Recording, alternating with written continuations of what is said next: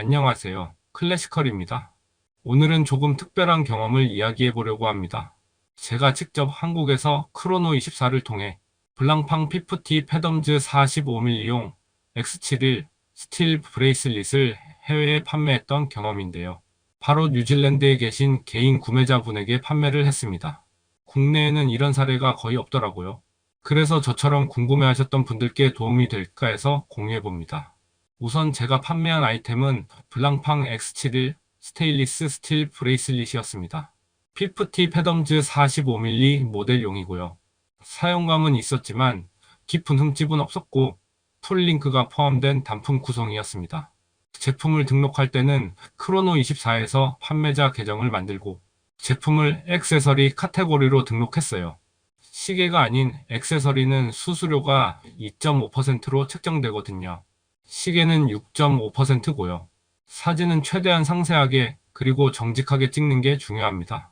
링크수, 장기스, 구성품까지 빠짐없이 기재했고요. 구매자분은 뉴질랜드 오클랜드에 계신 분이었습니다.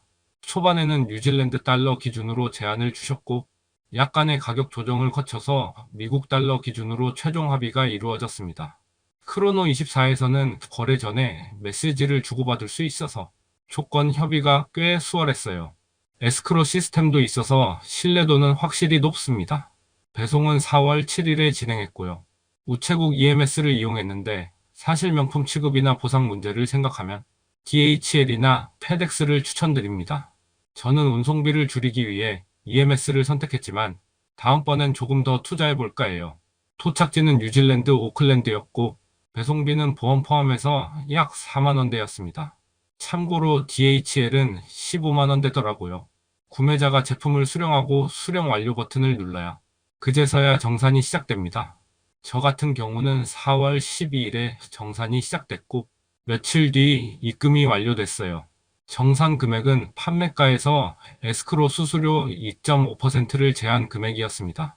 그리고 거래 내역은 크로노24 내 트랜잭션 오버뷰 메뉴에서 PDF로 다운받을 수 있어요. 전체적으로 굉장히 만족스러운 경험이었습니다. 국내보다는 글로벌 수요층이 많았고 무엇보다 에스크로 시스템이 안전했고요. 블랑팡처럼 부티크 수가 적은 브랜드나 한정판처럼 희소성이 있는 제품은 해외 판매가 훨씬 유리하다는 걸 느꼈습니다. 물론 처음엔 낯설고 걱정될 수 있겠지만 처음부터 고가 시계보다는 저가 액세서리부터 연습 삼아 거래해 보시는 걸 추천드려요. 마지막으로 크로노24를 통해 판매하실 분들께 작은 팁을 드리자면 사진은 많을수록 좋고 설명은 구매자의 궁금증을 먼저 생각해서 써보세요. 수수료랑 정산 시기도 미리 확인해 두시고요. 구매자와의 대화는 예의 바르게 명확하게 하시는 게 좋습니다. 그리고 한 가지 더, 해외로 판매할 때는 수출이기 때문에 관세가 없습니다. 달러 환율이 괜찮은 시기라면 희소성 있는 모델은 꼭 한번 해외 판매도 고려해 보시길 바랍니다. 오늘 영상이 도움이 되셨다면 좋아요와 구독 부탁드립니다. 궁금하신 점은 댓글로 남겨주세요. 감사합니다.